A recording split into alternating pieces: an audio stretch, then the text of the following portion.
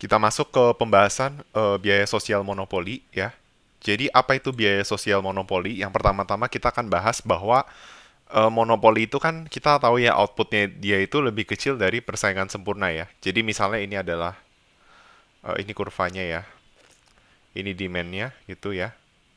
Lalu ini marginal revenue. Lalu misalnya ini adalah marginal cost. Oke. Nah, kalau di pasar monopoli ya, ini adalah kuantitasnya. Sedangkan ini kuantitas di persaingan sempurna. Lalu ini adalah harga monopoli. Nah, bisa kita lihat bahwa pertama-tama kan kita tahu ya kondisi yang optimal itu adalah kondisi pasar persaingan sempurna. Nah, misalnya di persaingan sempurna itu yang bisa terjual itu 4.000 unit barang, sedangkan di monopoli 2.000 unit barang. Nah, artinya apa? Ada 2.000 konsumen yang tidak bisa membeli barang karena dia itu struktur pasarnya monopoli. Dan di satu sisi juga apa? Tadinya mereka cukup membayar seharga di level P ini. Nah, tetapi mereka harus membayar sebesar PM, harga monopolis. Nah, itulah sebabnya kenapa deadweight loss ini sebesar ini, teman-teman. Ya. Dan ini membuktikan adanya inefisiensi. Kenapa disebut inefisien? Karena produksinya lebih sedikit dari persaingan sempurna, gitu. Ya. Jadi konsekuensi dari harga yang lebih tinggi yang dibebankan oleh perusahaan monopoli relatif terhadap kasus persaingan adalah konsumen membayar lebih banyak untuk barang-barang mereka dan perusahaan monopoli ya akibatnya dia bisa mendapatkan lebih banyak keuntungan. Ya, jadi monopoli tidak hanya menyebabkan transfer uang dari konsumen ke perusahaan tetapi menciptakan kerugian sosial. Nah, kerugian ini yang kita kenal dengan deadweight loss. Jadi sebenarnya sama aja ya waktu kalian belajar deadweight loss itu ya social cost of monopoly itu adalah deadweight loss. Bisa juga kita sebut sebagai excess burden of a monopoly. Jadi biaya sosial yang terkait dengan adanya distorsi dari konsumsi harga monopoli. Oke. Nah, terus kita juga mengenal monopoli itu memiliki rent seeking behavior ya. Behavior ini adalah sebuah tindakan yang diambil rumah tangga atau perusahaan untuk mempertahankan economic profit. Artinya memang betul ya semua pasar itu berusaha untuk memaksimumkan profit. Nah, tetapi karena dia sifatnya monopoli, hanya ada satu pemain ya, dia punya kekuatan pasar, maka dia akan bisa melakukan tindakan apapun untuk mempertahankan supaya dia tuh tetap dapat profit gitu. Nggak kayak persaingan sempurna ya, maksimisasi profitnya itu rendah sekali. Bahkan di jangka panjang itu nol kondisinya. Nah, apa implikasi dari adanya rent seeking behavior? Implikasinya adalah perilaku ini bisa aja dia menghabiskan sumber daya, pokoknya dia nggak peduli sumber dayanya dihabiskan, yang penting bisa economic profits. Lalu adanya frekuensi perilaku rent seeking yang membawa pandangan terhadap pemerintah. Dan disinilah adanya kegagalan pemerintah. Ya, ketika pemerintah menjadi alatnya rent seekingnya si perusahaan monopoli. Dan ini menyebabkan alokasi sumber daya menjadi semakin tidak efisien. Kalau pemerintah ikut campur tangan. Ya, jadi ternyata intervensi pemerintah pada perilaku monopoli yang rent seeking ini justru membuat inefisiensi. Seperti itu. Nah, ini tadi udah ditunjukkan ya daerah deadweight loss-nya. Nah, deadweight loss itu adalah hilangnya efisiensi ekonomi bagi konsumen atau produsen karena efisiensi alokasi sumber daya tidak tercapai. Jadi ketika Ki itu lebih kecil dari PCM, yang hilang itu bukan surplus konsumen aja, tapi surplus produsen ya. Seperti itu. Karena kan Ki-nya lebih kecil ya. Nah, kesejahteraan dalam pasar monopoli sama seperti pasar yang lain ya. Jadi ada sisi produsen dan konsumen. Bagaimanapun di dalam pasar monopoli, konsumen harus membayar lebih dari harga keseimbangan untuk mendapatkan suatu barang. Jadi dalam kasus ini konsumen lebih dirugikan dalam segi efisiensi harga ya. Di lain sisi, pihak produsen mendapat lebih banyak keuntungan dari menjual barang dengan harga yang lebih tinggi dari seharusnya ya. Jadi dengan dia netapin harga lebih tinggi ini dapat keuntungan lebih besar ya. Tetapi hal ini tidak berlaku jika dengan alasan tertentu konsumen sangat membutuhkan suatu barang dan meningkatkan nilai barang tersebut, ya. Hal ini justru bukan suatu masalah sosial. Nah, yang disebut masalah sosial adalah ketika konsumen apa namanya? Terpaksa untuk membeli gitu ya. Maksudnya dia tidak terlalu terpaksa untuk membeli tapi dia harus membayar seharga monopolis. Nah, beda kalau kasusnya memang misalnya monopoli itu sangat bisa dibilang sektornya sangat dibutuhkan, memang nggak ada pilihan lain gitu. Dia itu memang jadi monopoli karena nggak ada industri lain yang bisa beroperasi. Nah, itu lain cerita ya. Nah, sekarang kita masuk aja langsung ke contoh soal nomor 16 tentang rent seeking behavior ya.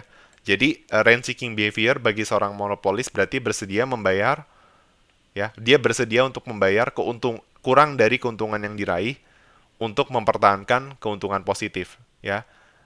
Nah, jadi kuncinya adalah yang dipertahankan adalah keuntungan positif ya, bukan menghalangi pemain masuk ke pasar, ya, atau memperoleh keuntungan maksimum, tapi dia ingin mempertahankan keuntungan yang positif. Seperti itu. Nah, terus lanjut ke soal berikutnya. Nah, ini langsung aja ya. Jadi ceritanya fungsi inverse demand-nya itu adalah 100 min 1/180 Qi, ya, di mana marginal cost-nya sebesar 50. Di sini kasusnya constant cost, ya, MC sama dengan AC. Nah, lalu kita diminta untuk menghitung dead weight loss dari monopoli, ya. Pertama-tama kita bandingkan dulu kondisi PCM dan monopoli, ya. Pada saat ini bersinggungan, ya. Jadi P sama dengan 100. Nah, mungkin nanti kalian perlu tahu ya cara menggambar kurvanya. Harusnya kalian udah bisa. Kan P sama dengan 100 dikurang 1/180 per Qi, ya. Bikin Qi-nya itu 0, dapat nah P itu 100. Nah, berarti ini adalah maksimum willingness to pay di sini 100, ya. Nah, di sumbu sini berarti apa? Nilai Qi ketika P itu 0. Nah, ketika P 0 nanti kalian dapat Qi-nya itu adalah 18.000.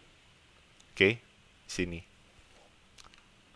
Nah, nanti kurva MRS itu apa namanya setengahnya ya. Kalian gambar aja.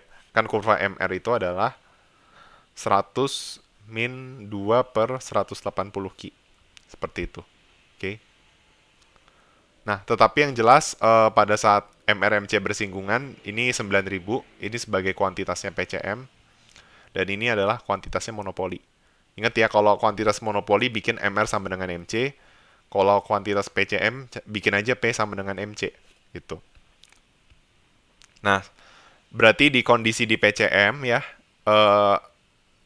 kalau di PCM itu harganya 50 sesuai dengan marginal cost-nya.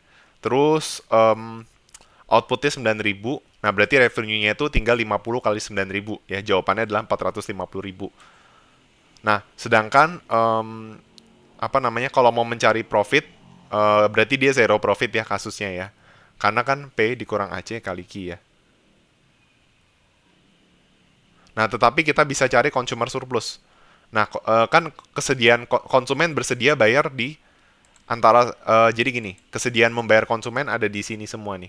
Tapi ini kan konsumen yang tidak membeli ya. Karena kenyataannya harganya cuma kuantitasnya cuma 9.000. Oke. Nah, berarti ini consumer surplusnya nih. Gitu. Nah, berarti rumus consumer surplus apa? Ini ya. Kita bisa cari dengan luas segitiganya aja. Ini segitiganya itu setengah dikali 100 kurang 50 dikali Q-nya itu 9.000 gitu. Nanti dapat hasilnya 225.000 untuk consumer surplus. Nah, coba bandingkan dengan monopoli. Nah, kalau monopoli harganya lebih tinggi sebesar 75 ya. Pada saat MRMC P-nya itu 75 ya. Terus kuantitasnya sebesar 4.500, TR-nya 337,5 lebih tinggi. Total revenue lebih rendah ya. Nah, ini kenapa TR di monopoli pada kasus ini lebih rendah? Karena Q-nya juga lebih rendah. Tapi kita bisa lihat total cost-nya 225.000. Nah, masih ada profit sebesar 112.500 ya. Kalian kalau PCM itu selama kasusnya kayak begini, MC sama dengan AC udah pasti dia zero profit ya. PCM itu hanya memungkinkan nggak zero profit kalau dia fungsinya cubicle cost. Cost-nya itu cubicle berarti average cost dan marginal cost-nya kuadratik. Oke. Nah, terus sekarang tinggal cari dead weight loss. Nah, berarti daerah dead weight loss yang ini, teman-teman.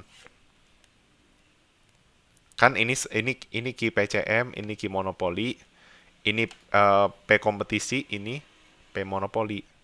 Nah, berarti ini apa? Segitiga ini berarti setengah tingginya dari 75 ke 50 ya, berarti setengah 75 kurang 50 9.000 kurang 4.500 gitu ya.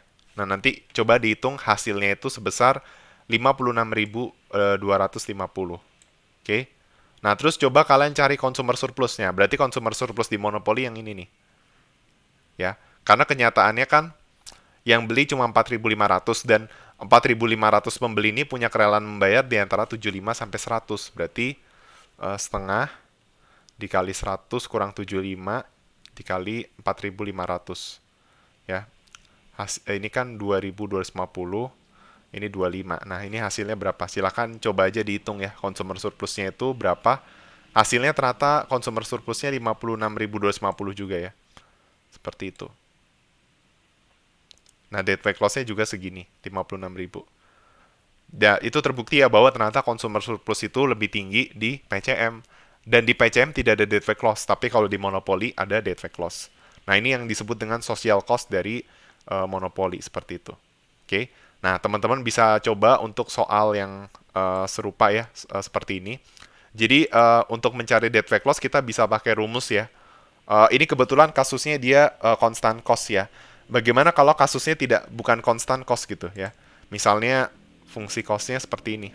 Ya, saya coba gambarkan. Ini Q, ini P gitu ya. Misalnya ini demand, ini marginal revenue, ini marginal cost, ini average cost. Oke. Nah, berarti kan ini key monopoli ya. Terus ini adalah harga monopoli. Sedangkan PCM itu di sini key-nya. Lalu harganya di sini. Nah, berarti dead weight loss itu adalah yang daerah ini kan, teman-teman, yang saya arsir nih.